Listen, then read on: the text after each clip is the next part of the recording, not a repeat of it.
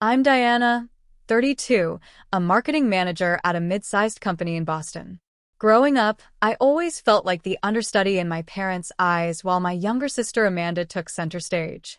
But nothing prepared me for that fateful family meeting last spring when my parents looked me straight in the eyes and casually announced, "Diana will pay for everything." The weight of their words crushed me like an avalanche.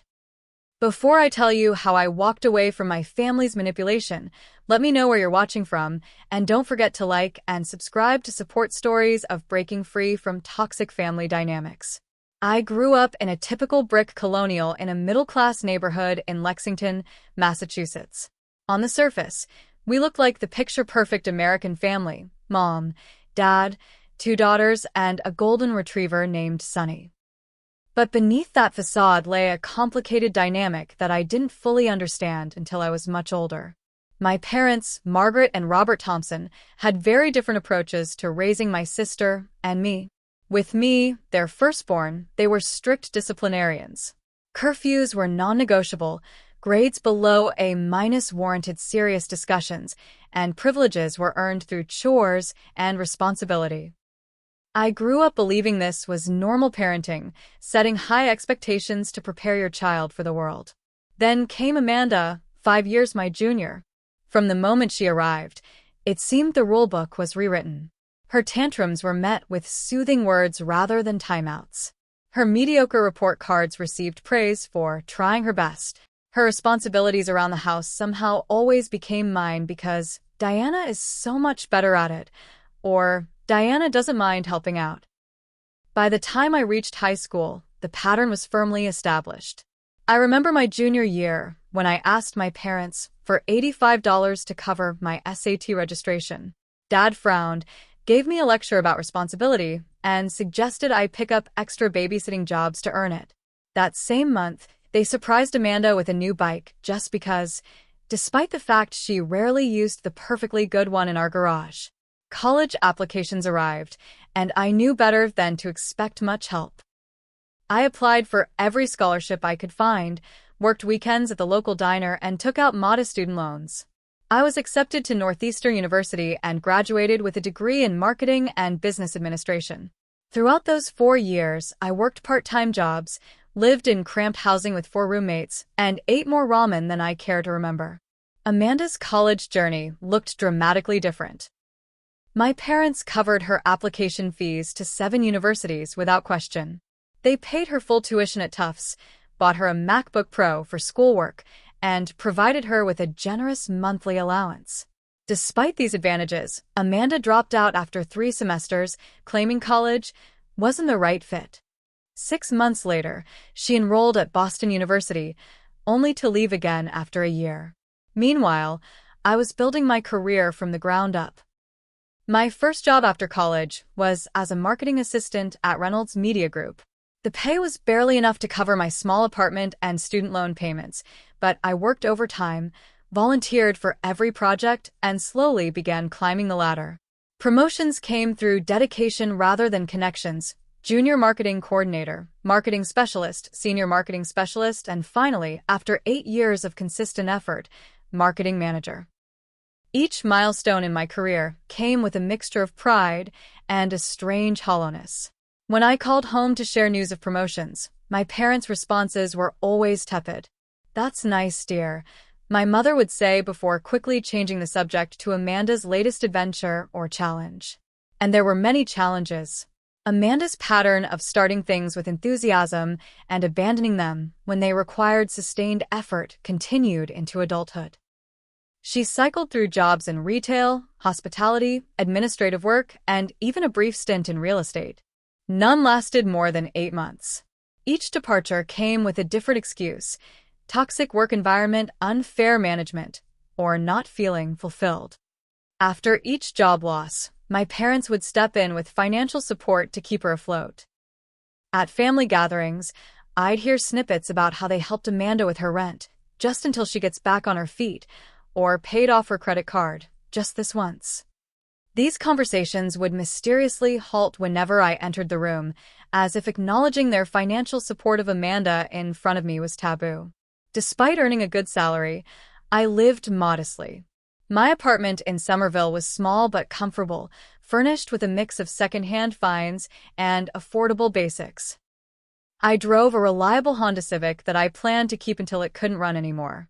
My indulgences were few: a monthly dinner at a nice restaurant, occasional concert tickets, and an annual vacation, usually a road trip or budget-friendly flight to visit college friends scattered across the country.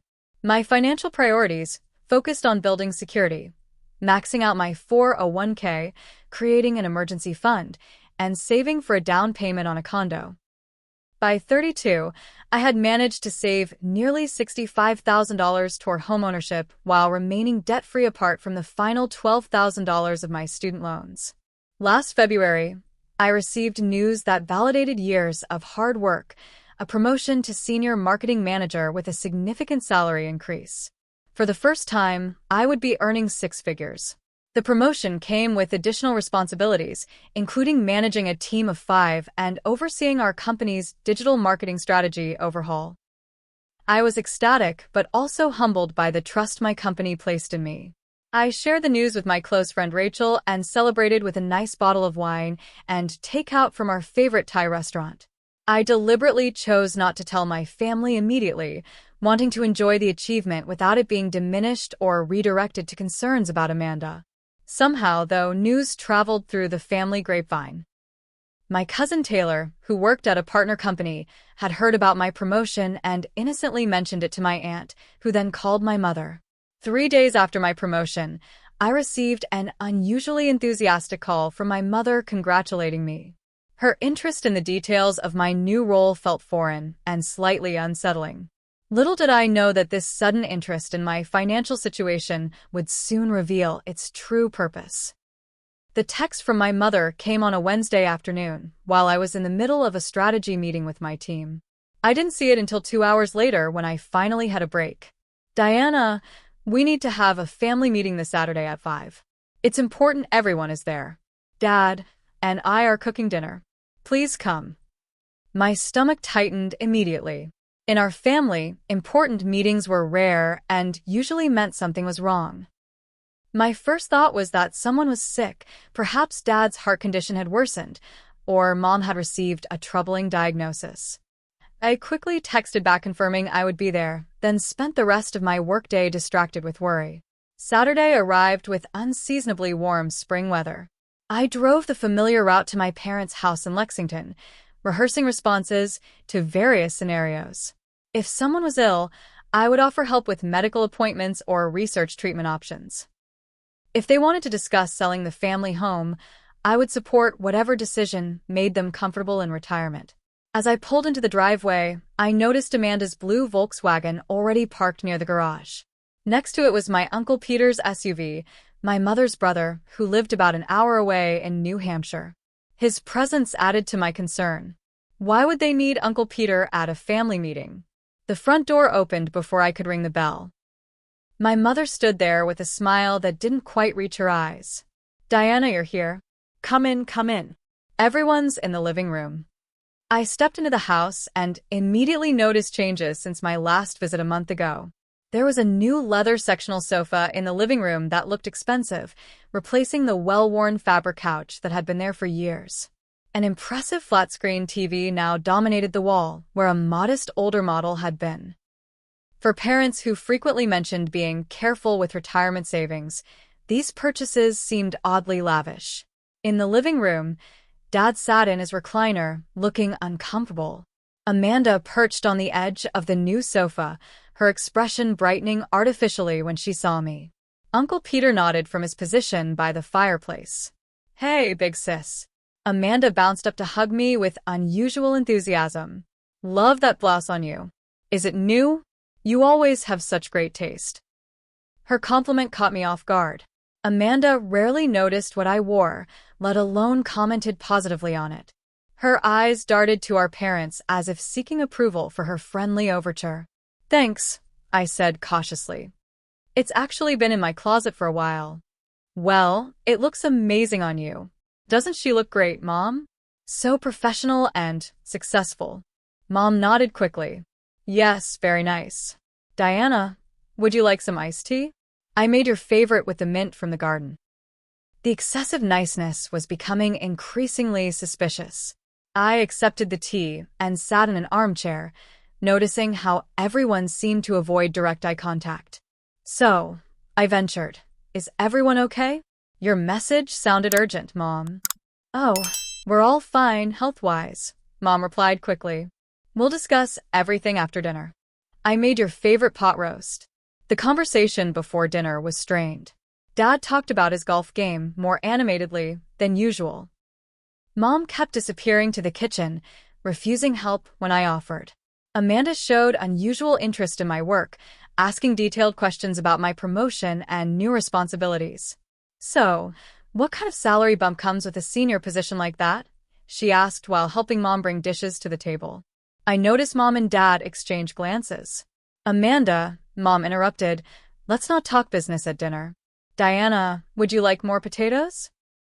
Throughout the meal, I caught snippets of what seemed like a previously rehearsed conversation.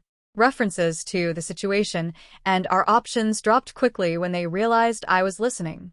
At one point, Amanda whispered something to Mom, who patted her hand reassuringly and said, "We'll sort it all out." Uncle Peter remained mostly silent, studying his plate with focused interest whenever the conversation took these mysterious turns. His presence still puzzled me. As my mother's only sibling, he sometimes mediated family disagreements, but we hadn't had any conflicts requiring mediation recently, at least none that involved me. After dessert, an elaborate tiramisu that Mom had never made before, Dad cleared his throat and announced, "Let's move to the living room. We have family matters to discuss." My anxiety, which had been building all evening, peaked.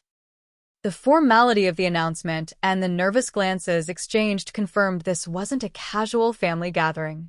Something significant was happening, and somehow, I suspected it involved me. As we settled into the living room, the atmosphere grew heavy with anticipation. Dad positioned himself in his recliner. Mom sat next to Amanda on the sofa, and Uncle Peter took a chair slightly removed from our circle, as if designating himself an observer rather than participant. I sat alone in the armchair opposite everyone, increasingly feeling like this was less a family meeting and more like a tribunal. The physical arrangement wasn't lost on me, them versus me. Dad fiddled with his reading glasses, a nervous habit I recognized from childhood confrontations. Mom smoothed the fabric of her pants repeatedly. Amanda kept her eyes down, picking at her nail polish. Uncle Peter sighed and checked his watch. The silence stretched uncomfortably until I finally broke it. "Okay, what's going on? You're all acting strange, and honestly, it's freaking me out a little." Dad looked at Mom, who nodded slightly as if giving permission to proceed. Whatever was coming, they had clearly coordinated their approach beforehand, and that realization sent a chill through me. Dad cleared his throat for what seemed like the 100th time that evening. He removed his glasses, polished them with the edge of his shirt, and placed them back on with deliberate slowness. These stalling tactics only heightened my anxiety. "Diana," he finally began, his voice carrying the formal tone he reserved for serious matters, "we've called this family meeting to discuss a situation that affects all of us. It's about financial matters." My mind raced. Were my parents in trouble? Had their retirement investments collapsed? Was the house underwater? Their recent purchases suddenly seemed even more confusing if they were facing financial difficulties. Dad continued, "Your sister's been going through a tough time lately." He gestured toward Amanda, who managed to produce a convincing look of distress. "She's had some financial setbacks that have spiraled beyond her control." Amanda sniffled on cue, and Mom immediately put an arm around her shoulders. "What kind of setbacks?" I asked, trying to keep my tone neutral despite the growing suspicion in my gut.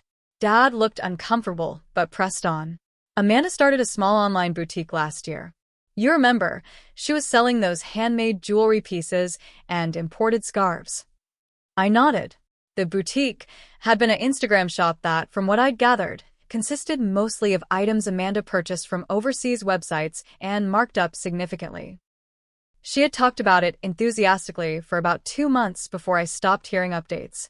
"Well," Dad continued, "she invested quite a bit in inventory that didn't sell as expected. And there were website costs, marketing expenses, business licenses. And I had to rent that small office space in Cambridge, Amanda interjected.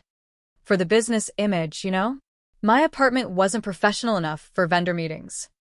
I bit my tongue, remembering how my first business cards had been designed and printed at the local copy shop for $30 and how my office had been a corner desk in my bedroom for years. Mom jumped in, her voice wavering with emotion. Amanda has been so depressed about the business failure. She tried so hard, Diana. She really did. It's affected her health. She can barely sleep from the stress. I'm sorry to hear that, I said, genuinely meaning it despite my reservations. But I'm still not clear on why this required a family meeting with Uncle Peter present. Uncle Peter shifted uncomfortably in his chair, but remained silent. Dad took a deep breath. The business wasn't the only issue. There were some other expenses that compounded the problem. What Dad's trying to say, Amanda cut in, apparently tired of the slow revelation, is that I'm in debt. Pretty serious debt. She at least had the decency to look embarrassed. How serious? I asked. The room fell silent. Mom and Dad exchanged another meaningful look. $78,000, Dad finally admitted. I felt like someone had punched me in the stomach. $78,000? How is that even possible? Amanda began ticking off sources on her fingers. There's about $24,000 in credit card debt spread across 3 cards. Then about $15,000 for the business loan. I have a personal loan for $18,000 that I took to consolidate some earlier debts but then had new expenses. The rest is a mix of medical bills from when I didn't have insurance last year, back rent on the apartment, and money I borrowed from friends. I sat in stunned silence, trying to process the magnitude of her financial disaster. $78,000 was more than my annual salary had been until very recently. It represented years of work and sacrifice. Amanda made some mistakes, Mom said defensively. But who hasn't? She's young and still figuring things out. She's 27, I pointed out. Not exactly a teenager. Dad frowned at my comment. The point is, she's in trouble and needs help. We're family, and family helps each other through difficult times. Okay, I said slowly, so you're telling me about this because? Mom leaned forward, her eyes suddenly intense. We've already done everything we can, Diana. We helped Amanda with her first round of debt 2 years ago, and then again last summer. We've depleted a significant portion of our retirement savings, Dad added. We just can't do more without putting our own future at risk. The pieces were starting to come together, and I didn't like the picture they formed. Diana, Mom said, her voice taking on a persuasive tone I recognized from childhood when she was trying to convince me to go along with something I didn't want to do. You're in such a wonderful position now with your promotion. Your new salary is a blessing for the whole family. I felt my body go cold. My new salary is a result of my hard work and is for my future. Of course it is, Dad quickly agreed, but family is also about helping each other. Your sister is drowning in debt. The interest rates alone are crushing her. And we know you've always been so responsible with money, Mom added with a smile that didn't reach her eyes. You've always been the smart one, the planner. Amanda finally spoke up, her voice small but with an undercurrent of expectation. I know it's a lot to ask, Dee, but I don't know what else to do.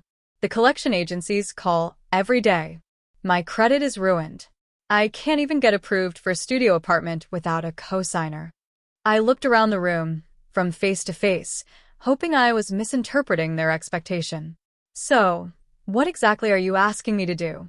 Dad straightened in his chair. Diana, since you're doing so well with your new promotion, we think you should pay off Amanda's debts. The bluntness of the statement hung in the air.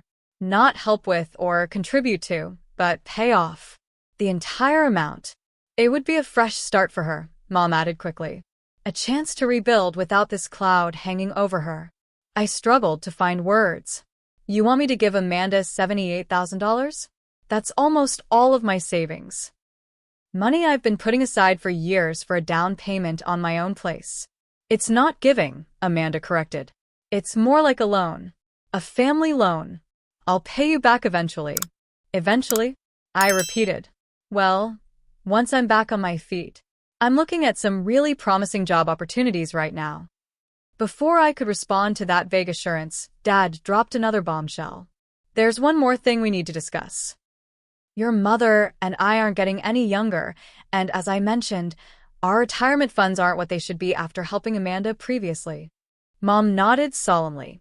We sacrificed for both of you girls all our lives.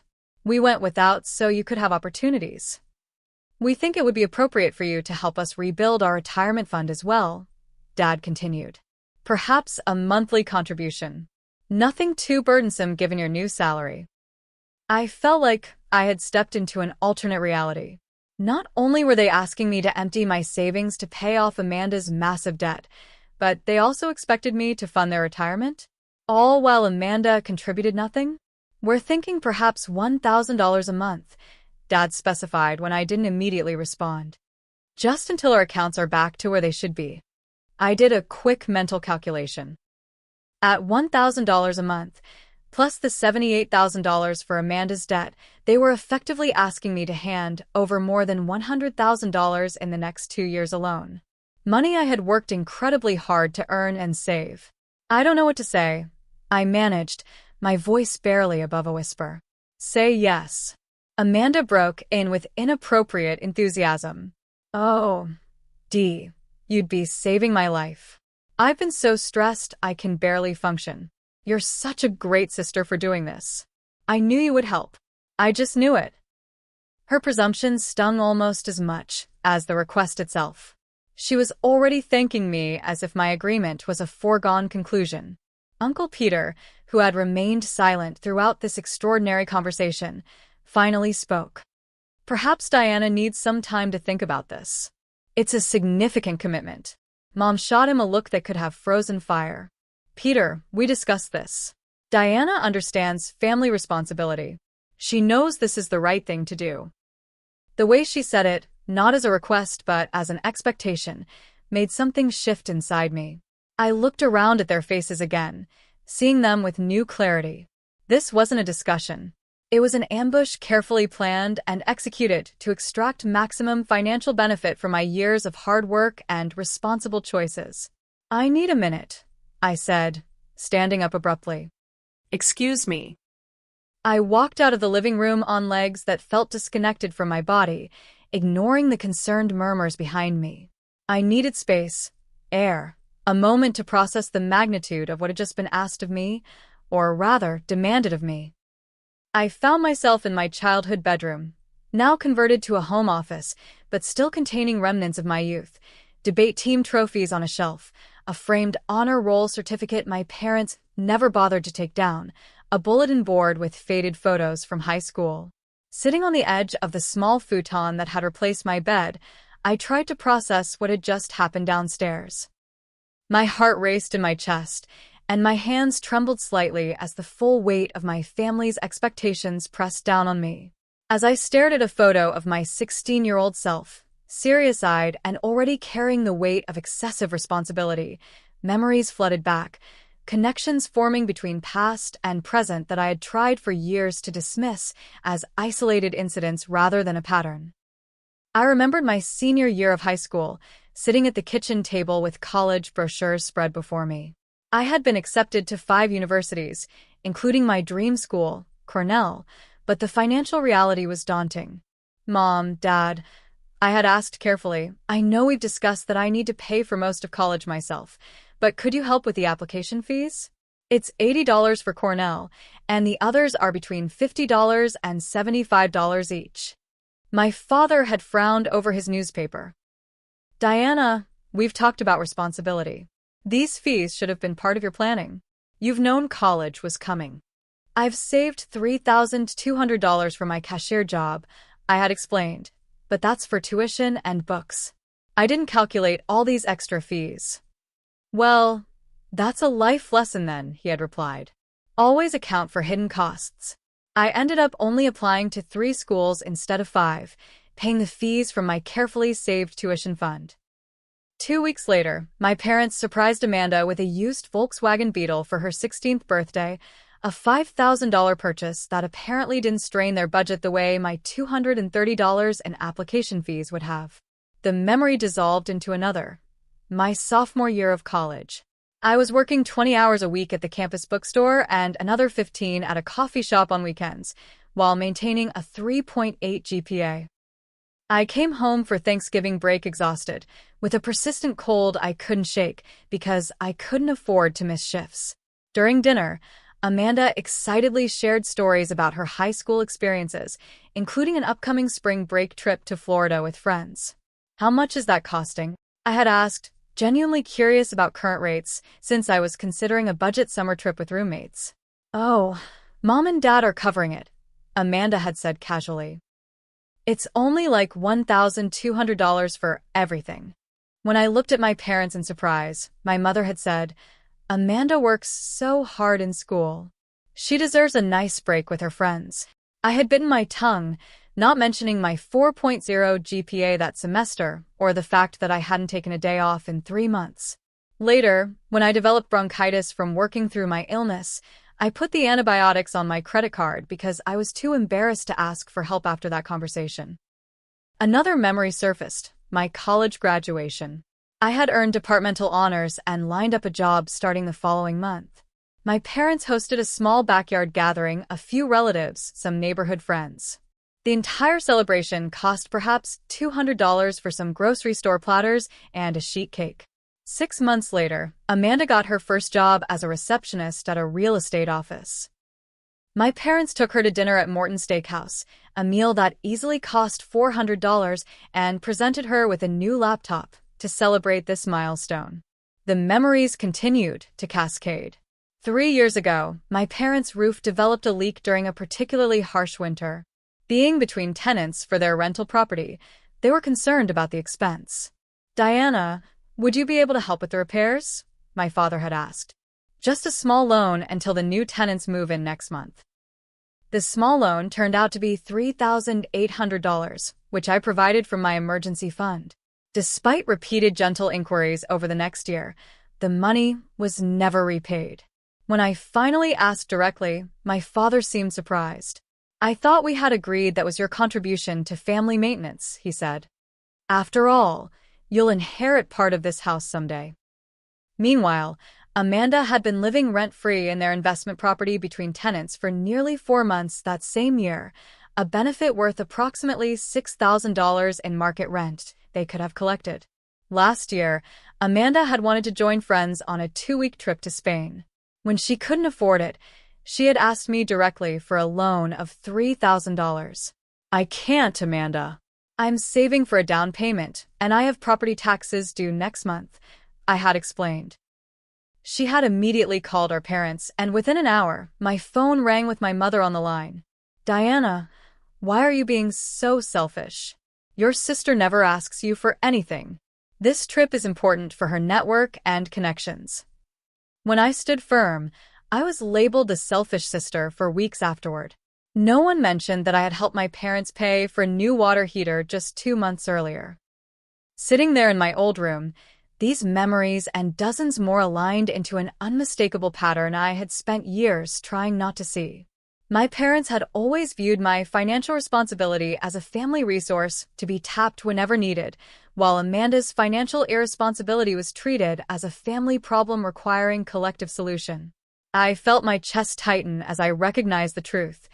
If I agreed to this current demand, it would never end. There would always be another crisis, another need, another expectation that I would sacrifice my security and future to support choices I had no part in making. I glanced at my watch. I had been upstairs for nearly 15 minutes. They would be getting impatient. I took several deep breaths, trying to calm my racing heart and organize my thoughts. The path forward was becoming clear, though the prospect of taking it filled me with both dread and a strange sense of liberation. Standing up, I caught my reflection in the small mirror hanging on the back of the door. I looked pale but resolute. For the first time in my adult life, I was about to prioritize my own well-being over my family's expectations. The thought was both terrifying and exhilarating. With one final deep breath, I opened the door and headed back downstairs to face my family, my mind made up and my boundaries, for once, firmly in place. When I returned to the living room, expectant faces turned toward me. My mother had made fresh coffee, and small dessert plates with additional tiramisu waited on the coffee table, another attempt to sweeten what they were asking of me. "I'm sorry for stepping away," I said, taking my seat again. My voice sounded different to my ears, calmer and more assured than I felt inside. I needed a moment to process everything. "Completely understandable," Dad said with a conciliatory smile. "It's a lot to take in." Amanda leaned forward eagerly. "So you'll help, right?" "I promise I'll be more responsible going forward." This is the wake-up call I needed. I looked at her, really looked at her, and saw not just my sister but a 27-year-old woman who had never faced the consequences of her choices. I looked at my parents and saw two people who, despite their good intentions, had created this situation through years of unbalanced expectations and support. "I've given this a lot of thought," I began carefully, "and I'm afraid I can't do what you're asking." The silence that followed was absolute. My mother's coffee cup froze halfway to her lips. My father's body stiffened in his recliner. Amanda's mouth fell open slightly. Only Uncle Peter seemed unsurprised, watching the scene with what might have been the faintest hint of approval in his eyes. "What do you mean, you can't?" my mother finally asked, setting down her cup with a sharp clink against the saucer. "I mean that I'm not in a position to pay off Amanda's debts or contribute to your retirement fund." I kept my voice even and factual. "My savings are earmarked for my own future, a down payment on a home, my retirement planning, and my emergency fund. These are commitments I've made to myself after years of careful planning." "But you just got a big promotion," Amanda protested. "You're making six figures now." "My promotion doesn't change my financial goals or obligations," I explained. "Yes, I received a salary increase, but that doesn't translate to having $78,000 in disposable income. My new role comes with new responsibilities that I'm still adjusting to, and my financial planning accounts for my own needs and future." My father's face had begun to redden, a warning sign I recognized from childhood disagreements. "Diana, perhaps you don't understand the severity of the situation. Your sister is drowning in debt. Collection agencies are calling. Her credit is ruined." "I do understand the severity," I replied. "And I sympathize with Amanda's situation. But these are consequences of decisions she made." "So, you're just going to let your sister suffer?" My mother's voice rose with indignation. "After all we've done for you?" There it was, the guilt tactic that had worked so effectively throughout my life. This time, fortified by my recent realizations upstairs, I was prepared. "What exactly have you done for me that justifies an expectation that I'll give Amanda $78,000? I asked quietly. My mother recoiled as if I'd slapped her. "We raised you. We put a roof over your head, food on the table. We provided you with opportunities. Yes, you did the basic things parents should do," I acknowledged. "And I'm grateful for that. But beyond the basics? I put myself through college. I built my career without connections or financial support. I've worked for everything I have." "That's not fair," my father interjected. "We helped when we could." "Did you?" I challenged. "When I needed application fees for college, you told me to figure it out myself. When Amanda wanted a spring break trip to Florida her junior year of high school, you covered the $1,200 without hesitation." "That was different," Mom said dismissively. How? "How is it different?" "You were always so independent, so capable," she explained, as if this justified everything. "Amanda needs more support." "She needs more support because you've never required her to stand on her own," I said, the truth of this statement striking me fully as I spoke it. "You've cushioned every fall, solved every problem, paid off every debt. And now you're asking me to continue that pattern."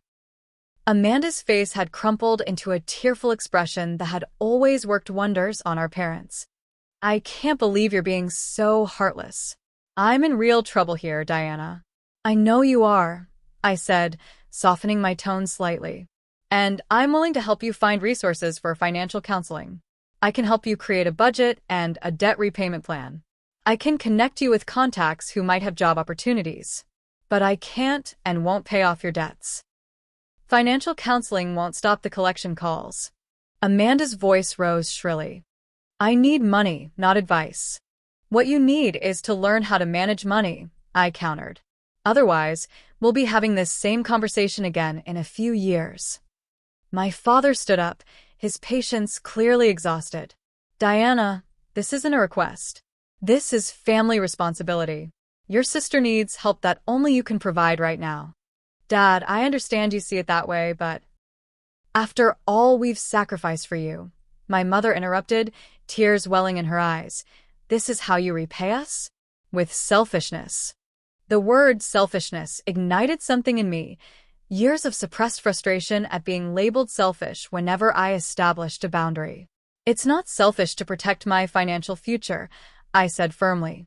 It would be irresponsible of me to empty my savings and take on additional monthly obligations that would compromise my security and goals. Family takes care of family, Dad insisted, his voice rising. That's how we raised you. Family should support each other's growth and independence, I countered. Not enable destructive patterns or make unreasonable demands. Uncle Peter finally spoke up. Robert, Margaret, perhaps Diana has a point about. Stay out of this, Peter, my mother snapped. This is between us and our daughters. Amanda, seeing that her tears weren't having the desired effect, switched tactics. Fine, if you won't help with all of it, what about half? Or even just $20,000 to pay off the highest interest cards? That's not addressing the real issue, I said. The issue isn't just the debt. It's the behavior that created it and will likely create more in the future. My father paced the room, his frustration evident in every movement. I can't believe what I'm hearing. We raised you better than this, Diana. You raised me to be responsible, I pointed out. I'm being responsible with my finances, just as you taught me. We raised you to care about family, my mother cried. To not be selfish and cold when others are suffering. The conversation was going in circles, with the same accusations being hurled at me from different angles. I realized we weren't going to reach an understanding. Not today, possibly not ever. Then my father said something that stopped me cold. This isn't how this was supposed to go, he muttered, more to my mother than to me. You said she'd agree once we explained the situation. My mother shot him a warning look, but it was too late. I'd caught the implication. You told them I would agree? I asked Amanda directly. Before this meeting even happened, you told them I would pay your debts? Amanda had the grace to look uncomfortable. I said you'd probably help because you're doing so well now. That's all. But something in her evasive glance told me there was more. I turned to Uncle Peter, whose presence suddenly made sense. Uncle Peter, why exactly are you here tonight? He shifted uncomfortably. Your parents asked me to come as moral support, I suppose. Moral support for what? No one answered, but their silence was revealing. You were here to help convince me, weren't you? I pressed, to add pressure if I resisted. That's not fair, my mother protested weakly. What's not fair is planning this ambush, I said, the pieces falling into place. This was never a discussion. You decided before I even arrived that I would be paying Amanda's debts and contributing to your retirement. My father's next words confirmed everything. Diana, we've already told Amanda you'll handle everything. We can't go back on that now. She's counting on this solution. The words hit me like physical blows. She'll pay everything, they had said about me, without my knowledge or consent. They had made promises on my behalf, allocated my money without my agreement, and expected me to simply fall in line with their decision. In that moment, something fundamental shifted in my relationship with my family. A lifetime of trying to earn approval through sacrifice and responsibility crystallized into the clear understanding that no sacrifice would ever be enough. There would always be another expectation, another demand, another assumption that my resources were family property while my needs were mine alone to manage. I see, I said quietly, a strange calm settling over me as the path forward became crystal clear. This meeting wasn't to ask for my help. It was to inform me of a decision you'd already made about my money. No one contradicted me. Their silence was confirmation enough. I stood up slowly, gathering my purse and phone from the side table.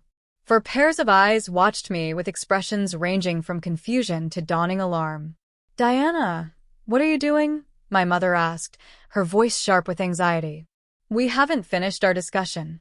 "Yes, we have," I replied calmly. "There's nothing more to discuss." "You can't just leave," my father protested.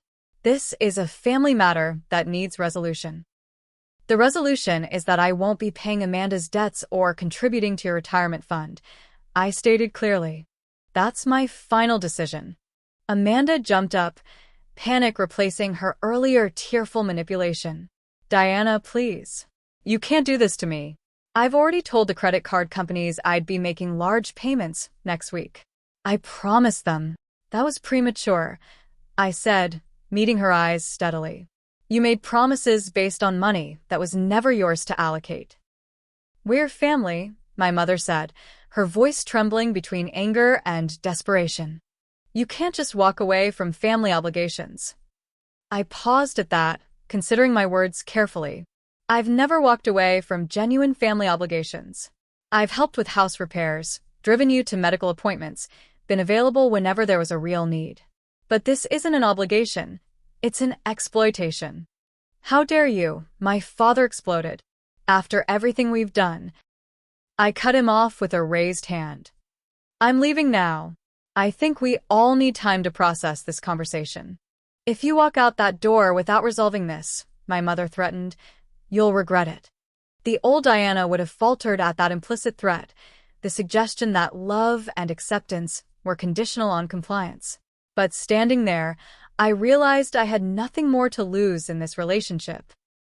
The unconditional love I had sought through decades of accommodating their unbalanced expectations had never truly existed.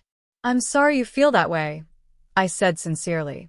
"I'm still willing to help Amanda with financial planning and job searching. My offer of support in those areas stands. But I won't be providing financial bailouts." "That's not enough," Amanda snapped, her earlier vulnerability replaced by entitlement. "I need money, not advice." "Then I can't help you," I said simply. I walked to the entryway, retrieved my jacket from the coat hook, and headed for the front door. Behind me, the protests grew louder. My mother calling my name, my father demanding I return to the living room, Amanda making a sound between a sob and a scream of frustration. Uncle Peter alone remained silent, watching the scene unfold with what looked like sad resignation. I opened the front door, stepped outside into the cool evening air, and closed it firmly behind me, cutting off the chorus of recriminations. The walk to my car felt surreal, as if I were moving through a dream. My hands trembled slightly as I unlocked the door and slid into the driver's seat. For a moment, I sat there, waiting for the crushing guilt to descend, the familiar weight that had always followed any act of self-assertion in my family. Instead, I felt a curious lightness, as if I had set down a burden I'd been carrying so long I'd forgotten it wasn't part of me. I started the engine and drove away from my childhood home, watching it recede in my rearview mirror until it disappeared around a bend in the road. Only then did tears begin to slide down my cheeks, not tears of regret, but of release. The days that followed my departure from my parents' house were a strange mixture of peace and turmoil. Externally, my life continued as normal. I went to work, managed my team, bought groceries, paid bills. Internally, I was processing a seismic shift in my understanding of my family relationships. The messages began the following morning. First came a text from my mother. "Your behavior last night was inexcusable. Your father and I are deeply disappointed. We raised you to have more compassion than this." Then from my father. "Diana, your sister is devastated. She was counting on your help. Family stands together in times of need. Call us when you're ready to discuss this reasonably." Amanda's message was less subtle. "Thanks for nothing. Collection agencies are calling every hour. Hope you're happy in your perfect little life while mine falls apart. I read each message, acknowledged the emotions behind them, and chose not to respond immediately. I needed time to process my own feelings without being pulled back into their narrative. By Wednesday, the communication strategy had evolved. My phone rang with calls from extended family members, Aunt Patricia expressing concern about the misunderstanding with my parents, Cousin Sarah wondering if I was doing okay after the family disagreement, Uncle Robert suggesting I reconsider my position for the sake of family harmony. It became clear that my parents had activated the family phone tree, presenting their version of events in which I was characterized as selfish and uncaring. Most conversations began with sympathy, but inevitably steered toward suggestions that I should find a compromise or do what I could to help Amanda. My apartment became my sanctuary, the one space where I wasn't confronted with expectations and guilt. I found myself looking forward to closing my door each evening, shutting out the world and the pressure it contained. Friday night, I invited my friend Rachel over for takeout and wine. After hesitating through appetizers, I finally shared the whole story. "Let me get this straight," Rachel said when I finished. "They ambushed you with a demand for $78,000 plus ongoing payments, acted like you had no choice, and are now shocked that you refused?" Hearing it summarized so succinctly made me laugh for the first time in days. "That's exactly it. Diana, you absolutely did the right thing," Rachel assured me. "If you had agreed, where would it end? Next year, it would be another debt, then another." "That's what I realized sitting in my old bedroom," I admitted. "This pattern has been in place my whole life. I just never saw it so clearly before." The following week, a coworker named Marcus overheard me taking a tense call from my mother in the break room. After I hung up, he hesitantly shared that he had gone through something similar with his brother. "Family financial dynamics are complicated," he said. "My brother expected bailouts for years. It wasn't until I stopped providing them that he finally got his act together. It was hard, but it was the right thing for both of us." His perspective, from someone who had been through the process and seen positive results, strengthened my resolve to maintain my boundaries. 3 weeks after the family meeting, I began seeing Dr. Lewis, a therapist specializing in family dynamics. In our first session, I poured out the entire story, still wrestling with doubt despite my conviction that I'd made the right choice. "What you're describing, Dr. Lewis said thoughtfully, has elements of financial abuse, using money as a means of control and manipulation, creating uneven expectations based on roles assigned within the family." Financial abuse. I repeated, the term both shocking and illuminating. "I never thought of it that way." "It may not be intentional on their part," she clarified. "These patterns often develop gradually and unconsciously, but the impact on you has been significant." Over several sessions, we explored the roots of these dynamics and developed strategies for maintaining healthy boundaries while processing the guilt and grief that accompanied my stand against long-established family patterns. Meanwhile, the pressure for my family intensified. Amanda's messages grew increasingly desperate, then hostile, then manipulative, cycling through these states sometimes within a single day. My parents employed every tactic that had worked in the past: appeals to family loyalty, reminders of childhood sacrifices, implications that my love was being measured by my willingness to provide financial support. 5 weeks after our confrontation, they delivered their ultimate leverage attempt. "Diana, if you can't support this family in its time of need, we'll need to reconsider our relationship going forward. Family means being there for each other, not just when it's convenient." The threat of family estrangement, implied but never before stated so explicitly, would once have sent me spiraling into compliance.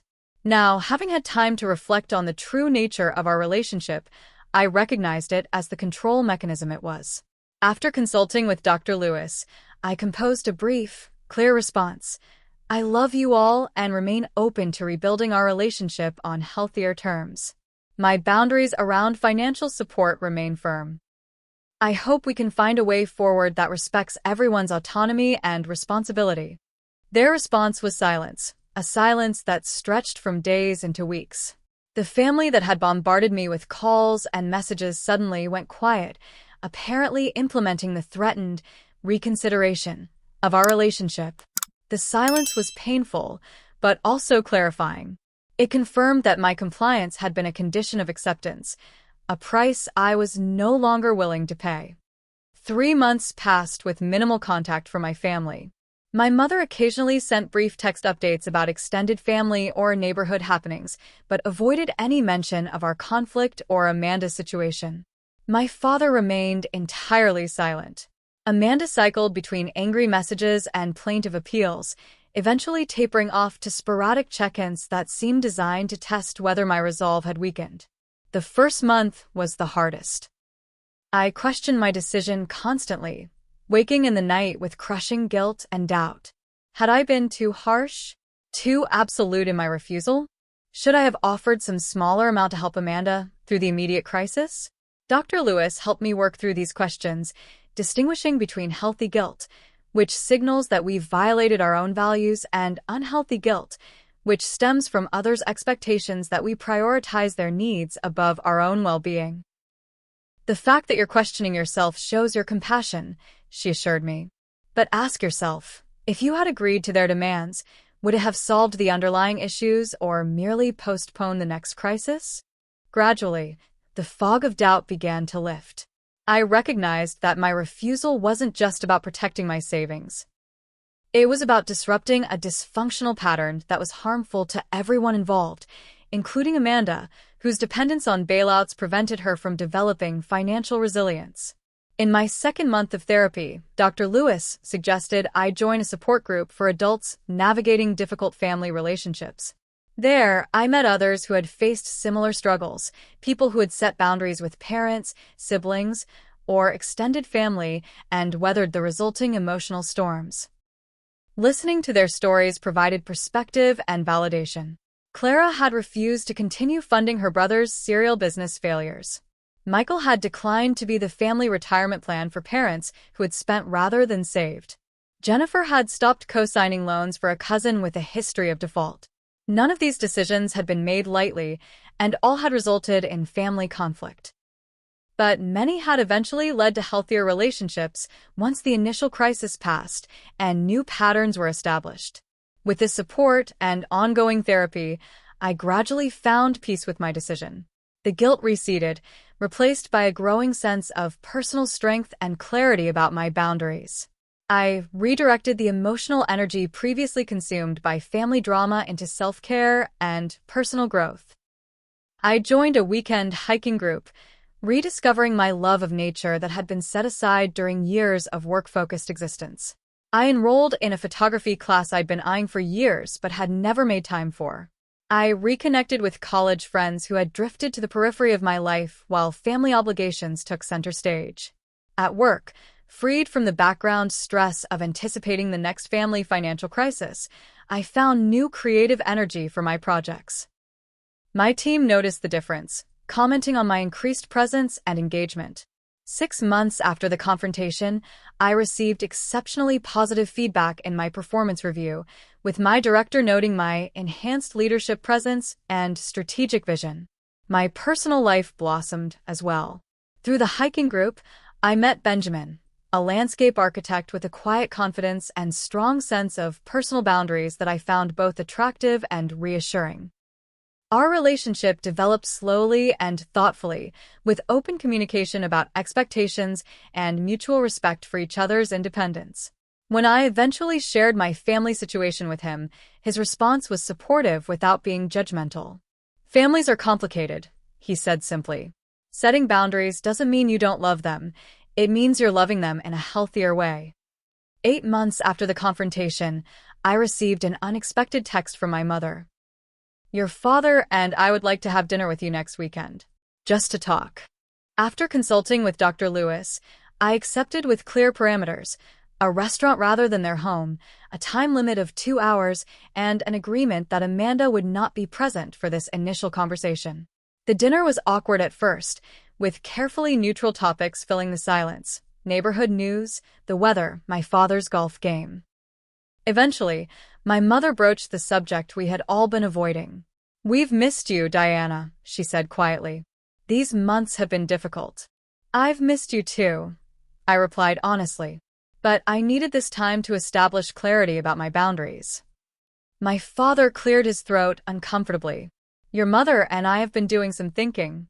Perhaps we expected too much from you." It wasn't quite an apology, but it was more acknowledgement than I had expected. "Amanda has been working with a credit counselor," my mother added. "She's consolidated some of her debt and found a job at an insurance office. It's entry-level, but it's a start." "That's good to hear," I said, genuinely pleased. "How is she doing emotionally with all this?" "It's been hard," my father admitted, "but she's showing more responsibility than we expected." The conversation continued cautiously, testing new boundaries and interactions. We avoided detailed financial discussions, focusing instead on rebuilding basic communication. When we parted, my mother hugged me tightly, whispering, "We're trying to understand, Diana. It's not easy, but we're trying." Over the following months, we established a new, more measured relationship. I visited for occasional dinners, but maintained my separate life and financial independence. When financial topics arose, I redirected the conversation or established clear limits. If my parents or Amanda began to slide into old patterns of expectation, I calmly but firmly reset the boundaries. My relationship with Amanda remained the most complicated. During a coffee meeting 3 months after my initial reconciliation with our parents, she veered between resentment and grudging respect. "You know, at first I hated you for not helping me," she admitted. "I thought you were just being selfish and mean." "And now?" I asked carefully. She sighed. "Now I'm starting to see that maybe I needed to hit bottom. The credit counseling has actually helped. I'm learning stuff I should have known years ago. And having a regular paycheck feels, I don't know, stabilizing somehow." "I'm glad to hear that," I said sincerely. "Don't get me wrong," she added quickly. "It totally sucks having to budget every penny and watch my friends do things I can't afford. But I guess this is what being an adult actually is." Instead of offering money, I began sharing with Amanda the financial knowledge I had gained through years of self-education, how to create realistic budgets, the importance of emergency funds, strategies for debt reduction. To my surprise, she was receptive, even grateful for these practical tools. One evening over dinner at my apartment, she confessed, "You know what's weird? I think I respect you more now that you refuse to help me than I did when you were always the reliable one everyone could count on. Standing up to Mom and Dad took guts." Her insight touched me deeply. In refusing to participate in the family's financial dysfunction, I had inadvertently created space for a more authentic relationship with my sister, one based on mutual respect rather than caretaker and dependent roles. A year after walking out of my parents' house, I found myself reflecting on the journey while hiking with Benjamin in the Blue Hills outside Boston. We reached a viewpoint overlooking the city, and I stopped to take in the perspective, the distance making patterns visible that couldn't be seen up close. "You're quiet," Benjamin observed. "Everything okay?" "Yes," I said, realizing it was truly true. "I was just thinking about how sometimes walking away is actually the most loving thing you can do, both for yourself and for the people you're leaving." "How so?" he asked. "When I left my parents' house that night, I thought I was breaking something irreparably. But what actually broke was a dysfunctional pattern that was hurting all of us. In its place, we're building something healthier, slowly and imperfectly, but real." That evening, I called my parents and had the most honest conversation we'd had in years. I expressed both my love for them and my non-negotiable boundaries. They listened without defensiveness, and while we didn't agree on everything, there was a new foundation of mutual respect that felt solid and promising. The path forward remains complex and sometimes challenging. Old patterns attempt to reassert themselves. New boundaries require consistent reinforcement. But with each passing month, our family dynamics shift incrementally toward healthier interactions. I no longer view family love as something that must be earned through sacrifice and compliance. True love, whether in families or other relationships, supports growth, respects boundaries, and wants the best for each person as an individual, not just as a resource for others. The most valuable lesson I've learned is that walking away isn't always an ending. Sometimes it's the necessary beginning of a healthier story, one where everyone has the opportunity to become their best selves rather than remain locked in destructive patterns of dependency and resentment. What about you? Have you ever had to walk away from a situation to protect your well-being? Did it lead to positive changes you didn't expect? I'd love to hear your stories in the comments below. And if you found this story helpful, please like, subscribe, and share with someone who might need to hear that setting boundaries isn't selfish. It's sometimes the most loving choice we can make. Thank you for listening to my journey, and remember, real love lifts you up. It doesn't drain you dry.